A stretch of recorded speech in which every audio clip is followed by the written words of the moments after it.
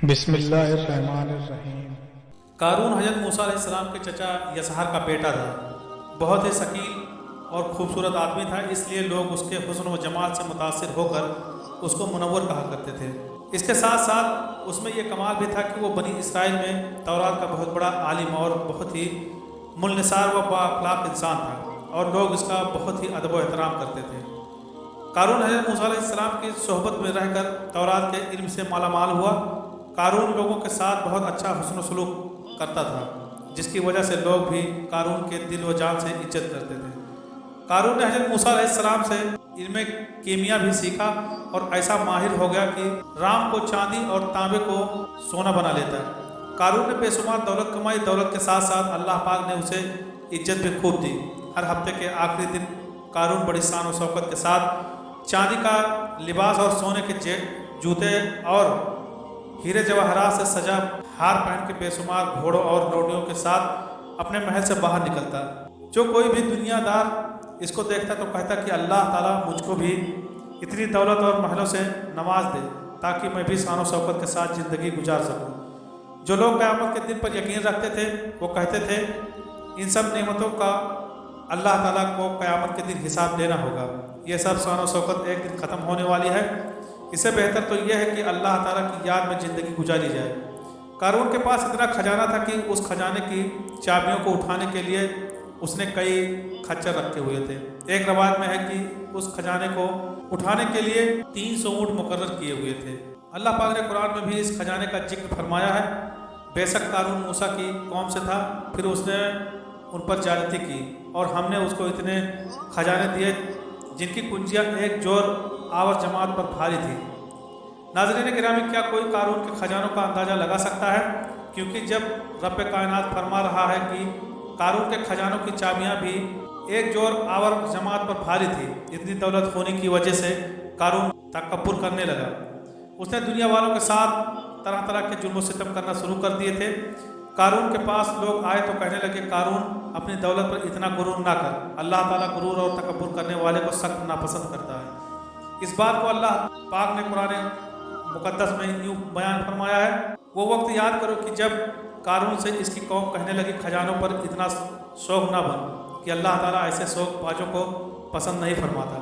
اللہ تعالیٰ نے تجھے جو خزانے دیے ہیں اس سے آخرت میں جنت کا گھر بنا، ہاں دنیا میں بھی اپنے حصے کی گجران سے فائدہ اٹھا اور اپنی قوم سے اچھا رویہ اختیار کر، بالکل اس طرح جس طرح اللہ نے تیرے ساتھ اچھا رویہ اختیار فرمایا۔ زمین میں ان خزانوں کی بدولت دہشت گردی نہ پھیلا کہ اللہ تعالیٰ فسادیوں کو پسند نہیں فرماتا۔ جواب میں کہنے لگا مجھے تو یہ مال اس علم کی وجہ سے دیا گیا ہے جو میرے پاس ہے۔ قارون کہتا مجھ پر اللہ تعالیٰ کا کوئی احسان نہیں ہے، میں نے اتنی محنت کی ہے کہ آج اتنے خزانے کا مالک بن گیا ہوں، مجھ پر اللہ تعالیٰ نے کوئی احسان نہیں کیا ہے، میں تو خود بہت ہی عقل مند انسان ہوں۔ اللہ تعالیٰ کی طرف سے حضرت موسیٰ علیہ السلام کو زکوٰۃ دینے کا حکم نازل ہوا۔ جب حضرت موسیٰ علیہ السلام نے قارون کو زکوٰۃ دینے کا فرمایا تو قارون نے کہا جی بھائی، میں اپنی دولت کا 1000واں حصہ زکوٰۃ ادا کروں گا۔ جب اس نے اپنے سارے خزانے کی زکوٰۃ کا اندازہ لگایا تو وہ بہت زیادہ تعداد میں، تو اس کے دل میں لالچ آیا۔ اس نے زکوٰۃ دینے سے انکار کرتے ہوئے بنی اسرائیل کو کہا کہ حضرت موسیٰ علیہ السلام کی کسی بات پر یقین مت کرنا، وہ تمہاری دولت کو زکوٰۃ کے بہانے کم کرنا چاہتے ہیں۔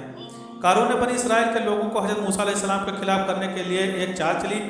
اس نے ایک عورت کو بے شمار دولت دی کہ تم حضرت موسیٰ علیہ السلام پر بدکاری کا الزام لگا دو کہ حضرت موسیٰ علیہ السلام نے میرے ساتھ بدکاری کی ہے۔ قارون نے بنی اسرائیل کو اکٹھا کیا اور حضرت موسیٰ علیہ السلام کے پاس آ کر کہنے لگا اے موسیٰ، آپ علیہ السلام بنی اسرائیل کے لوگوں کو واعظ نصیحت فرمائیں تاکہ وہ اللہ تعالیٰ کی طرف متوجہ ہو جائیں۔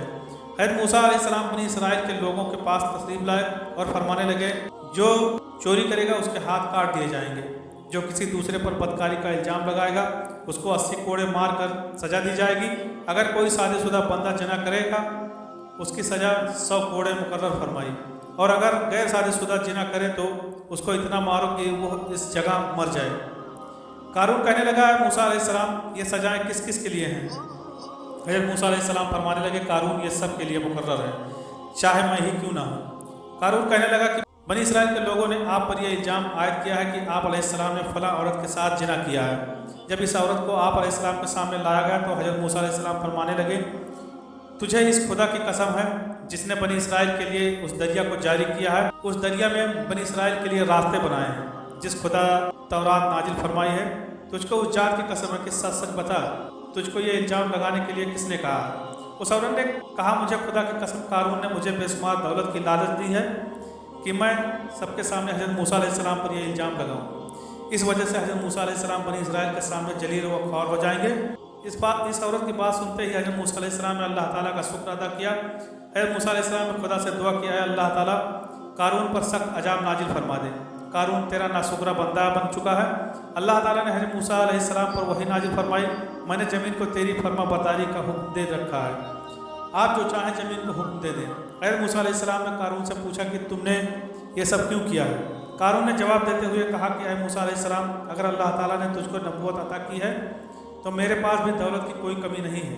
अगर आप चाहें तो मुझको बद्दुआ दे सकते हैं और मैं भी आपको बद्दुआ दूंगा। हज़रत मूसा अलैहिस्सलाम ने फरमाया, बता पहले तू मुझे बद्दुआ देगा कि मैं अल्लाह ताला से तेरे अजाब की दुआ करूँ। कारून कहने लगा कि पहले मैं तुझे बद्दुआ देता हूँ। कारून ने हज़रत मूसा अलैहिस्सलाम को बद्दुआ दी तो हज़रत मूसा अलैहिस्सलाम को कुछ ना हुआ। फिर हज़रत मूसा अलैहिस्सलाम ने बनी इसराइल को फरमाया, ऐ बनी इसराइल, जो कारून के साथ है वो कारून के साथ जाकर खड़ा हो जाए और जो मेरे साथी है वो मेरा साथ आकर खड़ा हो जाए। हज़रत मूसा अलैहिस्सलाम का ये हुक्म सुनकर सिर्फ 2 आदमियों ने कारून का साथ देने को मुनासिब समझा। जब 2 आदमी कारून के साथ जाकर खड़े हो गए तो हज़रत मूसा अलैहिस्सलाम ने ज़मीन को हुक्म दिया कि कारून को अपने अंदर डस ले, तो ज़मीन ने इनको अपने अंदर डस लिया। जब कारून ने यह सूरत हाल देखी तो हज़रत मूसा अलैहिस्सलाम को रिश्तेदारी के वास्ते देने शुरू कर दिए। इस वक्त हज़रत मूसा अलैहिस्सलाम ने कारून की किसी बात की तरफ तवज्जो न दी। इस तरह कारून सारे का सारा ज़मीन में चला गया। जिन 2 आदमियों ने कारून का साथ दिया था वो कहने लगे कि हज़रत मूसा अलैहिस्सलाम ने कारून को ज़मीन में इसलिए दफन किया है कि इसके सारे खजानों पर कब्जा कर लो। इनकी ज़ुबान से ये अल्फाज सुनकर हज़रत मूसा अलैहिस्सलाम ने ज़मीन को हुक्म दिया कि कारून के सारे खजानों को भी अपने अंदर दफन कर ले। ज़मीन ने हज़रत मूसा अलैहिस्सलाम के हुक्म की तामील की। अल्लाह ताला से दुआ है कि अल्लाह ताला हमको नेक काम करने की तौफीक अता फरमाए। आमीन या रब्बुल आलमीन।